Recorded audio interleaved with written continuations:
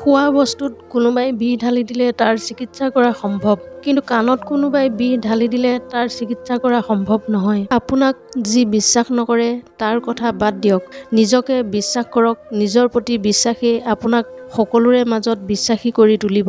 যাৰ খং আৰু জেদ বেছি তাৰ জীৱনত কোনো থাকিব নিবিচাৰে।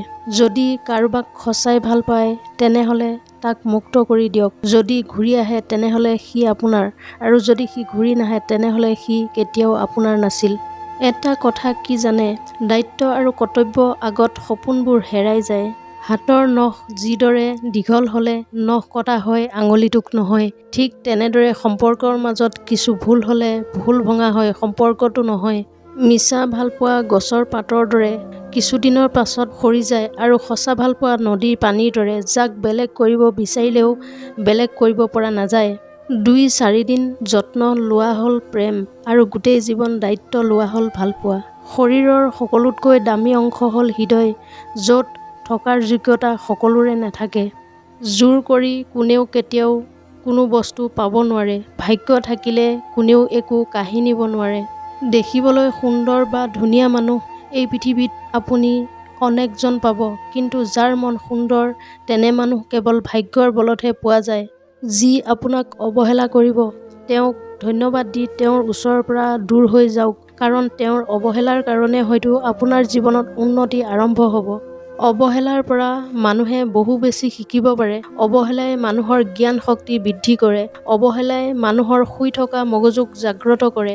কাকো ভালদৰে চিনি নোপোৱাকৈ, কাৰো বিষয়ে ভালদৰে নজনাকৈ মন খুলি নিজৰ সকলো কথা কেতিয়াও নক'ব। মনত ৰাখিব, আজিৰ যুগত বিশ্বাসৰ মৰ্যাদা কোনেও নাৰাখে। জীৱনৰ যাত্ৰাপথত যদি বাৰে বাৰে পিছলি পৰে তেন্তে সেই পথটো সলনি কৰক, সপোনটোক নহয়। মনত ৰাখিব, এজোপা গছে নিজৰ পাতহে সলায়, ঠাই কেতিয়াও নসলায়। মনোবিজ্ঞানীসকলে কোৱা 7টা মূল্যৱান কথা সদায় মনত ৰাখিব। কোনোবাই যদি সাধাৰণ কথাতে যদি বহু বেছি হাঁহে তেন্তে তেওঁ ভিতৰৰ পৰা খুবেই অকলশৰীয়া। যদি কোনোবাই জোখতকৈ বেছি শুৱে তেন্তে তেওঁ অসুখী।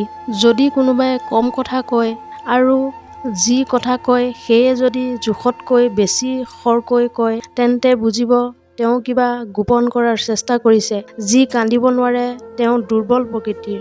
যদি কোনোবাই অস্বাভাৱিকভাৱে খাদ্য খায় তেতিয়াহ'লে জানিব তেওঁ কোনো মানসিক চাপত আছে। যিজনে অলপতে কান্দে, সৰু কথাতে যাৰ চকু পানী ওলায় তেওঁ নিৰ্দোষী আৰু কোমল অন্তৰৰ। যদি কোনোবাই সৰু সৰু কথাতে খং কৰে তেন্তে তেওঁক মৰম ভালপোৱাৰ প্ৰয়োজন। কথা ক'বলৈ যিমান বেছি অৰ্হতা বা যোগ্যতা লাগে, নীৰৱতা অৱলম্বন কৰিবলৈ তাতকৈ বহু বেছি যোগ্যতা লাগে। বন্ধুসকল, ভিডিঅ'টো ভাল লাগিলে মোৰ চেনেলটো ছাবস্ক্ৰাইব কৰিবলৈ নাপাহৰিব। নতুন এটা ভিডিঅ' লৈ আপোনালোকৰ ওচৰলৈ আহি আছোঁ।